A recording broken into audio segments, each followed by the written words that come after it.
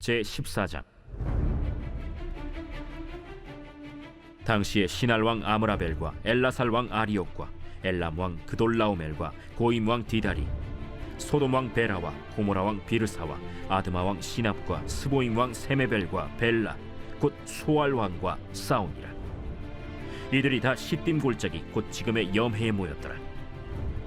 이들이 12년 동안 그돌라오멜을 섬기다가 제13년에 배반한지라. 제14년에 그돌라오멜과 그와 함께 한 왕들이 나와서 아스드롯 가르나임에서 르바 족속을, 함에서 수스 족속을, 사웨 기랴다임에서 엠 족속을 치고 호리 족속을 그 산 세일에서 쳐서 광야 근방 엘바란까지 이르렀으며, 그들이 돌이켜 엔미스밭 곧 가데스에 이르러 아말렉 족속의 온 땅과 하사손다말에 사는 아모리 족속을 친지라. 소돔 왕과 고모라 왕과 아드마 왕과 스보임 왕과 벨라 곧 소알 왕이 나와서 시딤 골짜기에서 그들과 전쟁을 하기 위하여 진을 쳤더니, 엘람 왕 그돌라오멜과 고임 왕 디달과 시날 왕 아므라벨과 엘라살 왕 아리옥 네 왕이 곧 그 5 왕과 맞서니라. 시딤 골짜기에는 역청 구덩이가 많은지라 소돔 왕과 고모라 왕이 달아날 때 그들이 거기 빠지고 그 나머지는 산으로 도망하매, 네 왕이 소돔과 고모라의 모든 재물과 양식을 빼앗아가고 소돔에 거주하는 아브람의 조카 롯도 사로잡고 그 재물까지 노략하여 갔더라. 도망한 자가 와서 히브리 사람 아브람에게 알리니, 그때 아브람이 아모리 족속 마므레의 상수리 숲을 근처에 거주하였더라. 마므레는 에스골의 형제요 또 아넬의 형제라. 이들은 아브람과 동맹한 사람들이더라. 아브람이 그의 조카가 사로잡혔음을 듣고 집에서 길리고 훈련된 자 318명을 거느리고 단까지 쫓아가서 그와 그의 가신들이 나뉘어 밤에 그들을 쳐부수고 다메섹 왼편 호바까지 쫓아가 모든 빼앗겼던 재물과 자기의 조카 롯과 그의 재물과 또 부녀와 친척을 다 찾아왔더라. 아브람이 그돌라오멜과 그와 함께한 왕들을 쳐부수고 돌아올 때 소돔 왕이 사회 골짜기 곧 왕의 골짜기로 나와 그를 영접하였고, 살렘 왕 멜기세덱이 떡과 포도주를 가지고 나왔으니 그는 지극히 높으신 하나님의 제사장이었더라. 그가 아브람에게 축복하여 이르되, 천지의 주제이시요 지극히 높으신 하나님이여, 아브라함에게 복을 주옵소서. 너희 대적을 내 손에 붙이신 지극히 높으신 하나님을 찬송할지로다. 아브람이 그 얻은 것에서 10분의 1을 멜기세덱에게 주었더라. 소돔 왕이 아브람에게 이르되, 사람은 내게 보내고 물품은 내가 가지라. 아브람이 소돔 왕에게 이르되, 천지의 주제이시오 지극히 높으신 하나님 여호와께 내가 손을 들어 맹세하노니, 내 말이 내가 아브라함으로 치부하게 하였다 할까 하여 네게 속한 것은 실 한 오락이나 들매끈 한 가닥도 내가 가지지 아니하리라. 오직 젊은이들이 먹은 것과 나와 동행한 아넬과 에스골과 마므레의 분깃을 제할지니 그들이 그 분깃을 가질 것이니라. 양떼와 가축대의 증식을 위해 풀과 물이 넉넉하고 풍족했던 롯이 선택한 그 지역에 전쟁이 일어났습니다. 14년 동안 엘람 왕 그돌라오멜을 섬기던 가나안 지역 왕들이 연합하여 그돌라오멜을 반역하면서 촉발된 전쟁이었습니다. 당시 엘람은 메대 남부와 바벨론 동부 지역에 위치해 있었습니다.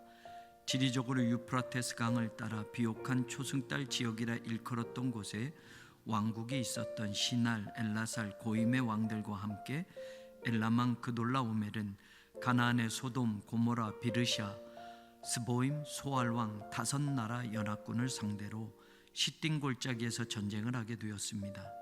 자신만만했던 소돔과 고모라 왕이 도망치면서 엘람 왕이 이끄는 군대는 소돔과 고모라의 모든 재물과 양식을 빼앗아가면서 거기에 살고 있던 아브라함의 조카 롯의 가족들을 사로잡아가고 소유도 모두 노략하여 가게 되었습니다. 조카 롯이 소돔과 고모라 왕의 패전으로 말미암아 엘람 왕에게 잡혀갔다는 소식을 듣고 아브라함은 자신의 집에서 길리고 훈련된 자들 318명과 동맹을 맺은 사람들을 데리고 단까지 쫓아가서 그들을 쳐부수고 모든 빼앗겼던 재물과 자기의 조카 롯과 그의 재물과 또 부녀와 친척을 다 찾아오게 되었습니다. 이에 너무 기쁘고 감사하여 소돔 왕이 아브라함을 친히 사회 골짜기까지 마중 나와 아브라함을 영접합니다. 더불어 지극히 높으신 하나님의 제사장인 살렘왕 멜기세덱까지 떡과 포도주를 가지고 나와 아브라함을 축복해 줍니다. 소돔과 고모라를 이긴 엘람왕 그돌라오멜의 군대를 쫓아가서 아브라함이 이길 수 있었다는 것은 결코 쉬운 일이 아니었습니다. 그러나 아브라함이 이길 수 있었던 분명한 이유가 있었습니다. 그것은 첫째, 아브라함과 동맹한 사람들이 함께해 주었기 때문입니다. 마므레, 에스골, 아넬과 같은 아모리 족속이 아브라함을 도와주었습니다. 당시 아브라함은 마므레 숲을 근처에 거주하였습니다. 마므레란 이름은 한 부족의 이름도 되지만 그 부족의 지도자의 이름도 되었습니다.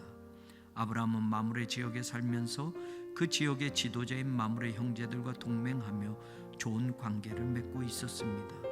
어디에 살든지 그 지역에서 영향력 있는 사람으로 산다는 것은 신앙인에게 있어서 참 중요한 것 중에 하나입니다. 롯은 자기가 살던 소돔 사람들에게 딸까지 내어주며 집을 찾아온 천사들을 대접하려 했지만 허사였고, 소돔과 고모라가 하나님의 심판으로 멸망당할 때 자신의 딸들과 결혼시킬 사위들이 롯의 말을 농담으로 받아들이며 경고를 무시했던 모습에서 롯이 얼마나 자신의 삶의 자리에서 주변의 사람들에게 영향력 없는 인생을 살았는지를 보게 됩니다. 반면에 아브라함은 그가 살아가는 그 지역에서 주변의 사람들과 영향력을 주는 사람으로 살았습니다. 마므레 지역의 아모리 족속의 형제들은 아브라함의 전쟁에 참여하였다가 다른 가나안 족속에게 오히려 보복당할 수 있는 문제도 있었지만 아브라함을 위해서 그의 조카 롯을 구하는 전쟁에 목숨 걸고 도와주었습니다. 그래서 아브라함은 되찾은 전리품 가운데 그들의 몫을 떼어 정당하게 돌려줍니다.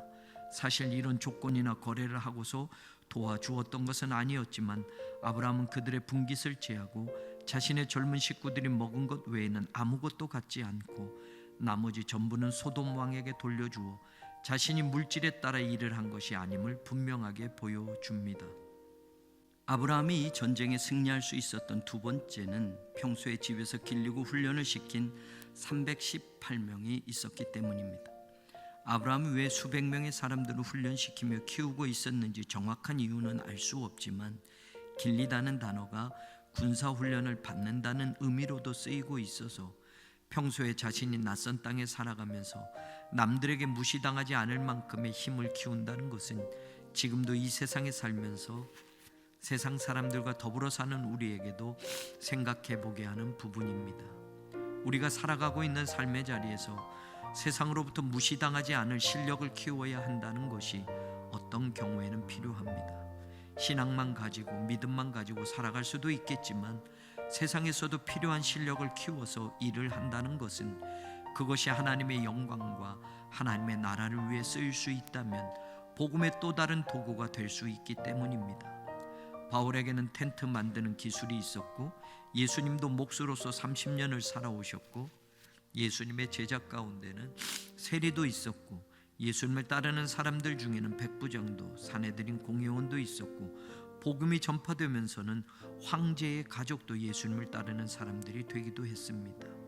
그들이 가진 세상의 실력은 전혀 쓸모없는 것이 아니라 복음을 위해서 하나님의 나라와 영광을 위해서 살아가는 일에 믿음과 신앙의 다른 한편의 도구로 귀하게 쓰일 수 있었다는 것을 알아야 합니다. 마지막 선교의 장은 세상의 실력을 가진 평신도들이 자신의 전문성을 가지고 복음 전파의 핵심 도구로 사용하여 일하게 될 것이 분명하기 때문입니다. 아브라함이 엘람왕 그돌라오멜의 군대를 격파시키고 롯과 그 일행 그리고 전리품을 되찾아올 수 있었던 것은 하나님의 은혜가 있었기 때문입니다. 전쟁에서 돌아온 아브라함을 맞이하는 하나님의 제사장 멜기세덱은 아브라함을 축복하며 이렇게 선언하고 있습니다. 너희 대적을 내 손에 붙이신 지극히 높으신 하나님을 찬송할지로다. 이 전쟁에서의 승리는 하나님께서 그 대적들을 아브라함의 손에 넘겨주셨기 때문이라고 분명하게 승리의 가장 큰 이유를 선포하고 있습니다.